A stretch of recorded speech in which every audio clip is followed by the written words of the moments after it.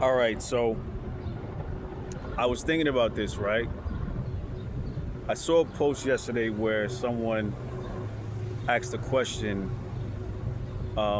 stating, where was God during 400 years of slavery? And I answered it in a thread as simply as I could put it because there's a lot of layers to that. But let me answer that now for anybody else that might see this that might have that question in their mind. And I repeat, the question is, where was God during 400 years of slavery? Now, mind you, people still saying 400 years, and it's been about 500, probably nearly 600. Um, Muhammad Ali was talking about 400 years back in the 60s. So it's far beyond 400 years at this point. But um, to answer that question for anybody that might want to know, um, slavery was the punishment for God's people going against him more than once, right? It wasn't just that one incident or that one story that everybody knows about. It's more than once his people went against him. When he led his people out of Egypt, they complained. Um, they kept worshiping things um, outside of him. Like they were doing this thing. They were doing these things to his face. You know what I mean? He led them out of Egypt. They even started complaining about not having the things that they had when they were in bondage. Like they started saying things like they would have rather stayed in bondage than been led out of it into a better place. They didn't understand that the Elohim was leading them to the land of milk and honey, right? To a land that he was going to give them for them, right? To possess and have and multiply their people and multiply, have children and grow food and things like that. They didn't understand that at first. So what they did was they started complaining that they didn't have food and things like that. It's like, how are you complaining after this dude not this dude, but after God just led y'all out of a place of captivity, you know? So not only were they complaining, but they started building false gods. They started building things and worshiping those things, and they kept choosing the world basically in front of God. So more than once, Moses had to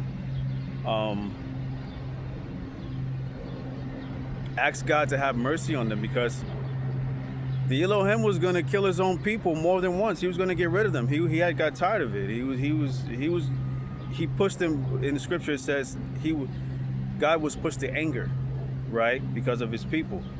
So more than once he was going to get rid of them. But Moses kept pleading for them and saying, please have mercy on them. And even Moses got mad at them. Even Moses came down from Mount Sinai and kind of like flipped out on them, like, yo, y'all keep disrespecting the creator, y'all keep disrespecting our God, like, why y'all doing this, And then they would say, oh, we're sorry and we'll listen and things like that. And then they just kept going back to the world. They kept doing the same things over and over. So eventually, instead of wiping them out, what he did was he handed them over to his oppressors, to their oppressors. He handed them over to the same people that hate him. He handed them over to them as a punishment for continuously going against them and choosing the world and things like that. And, for just turning on them, multiple times. So that was the punishment. Captivity was the punishment. And he says, I'm going to allow your land to be taken from you. I'm going to allow you will become a booth in a booth in a vineyard. So imagine like a small booth filled with a million people, we'll say, right? In a vineyard, just a place full of vines, right?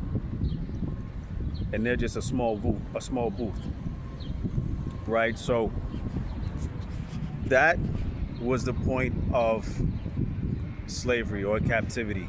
It was a punishment. And he vowed never to physically step in again until his people gets it right as a collective, as a whole people, right? Everyone has to does it. Then he will physically step in once that takes place.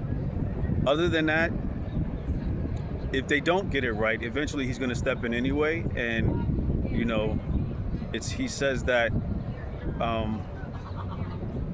he'll get rid of all the wickedness. He'll get rid of all the hosts, you know, all the kings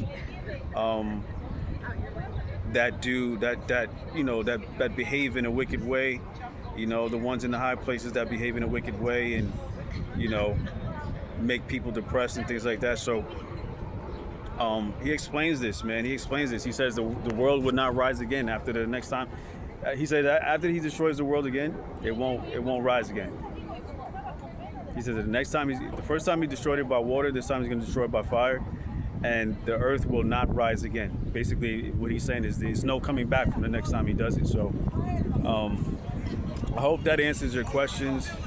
If you did have that question in your mind, I hope that kind of like summarized it for you. I didn't want to go into too much detail, but again, like I said, you got to read it. You got to read it, and you got to understand it for yourselves, because he explains these things in Deuteronomy and Isaiah. Like, he explains these things. Like the beginning of Isaiah, he's talking about how his people is haughty, right? Haughty people, haughty-hearted people, and you know, all they care about is just, you know, I forget the terminology that's in the scripture, but basically what he's saying is that his people, all they care about is money and things, you know, which pains him, you know, which hurts him, you know, and you know, again, read it for yourself, get an understanding. I can't quote chapter and verse all the time, but I can remember things by illustration, because I see it. When I read it, I see it, and that's how I'm able to remember it. So read it for yourself, get an understanding, man, and I hope this helps. And yeah.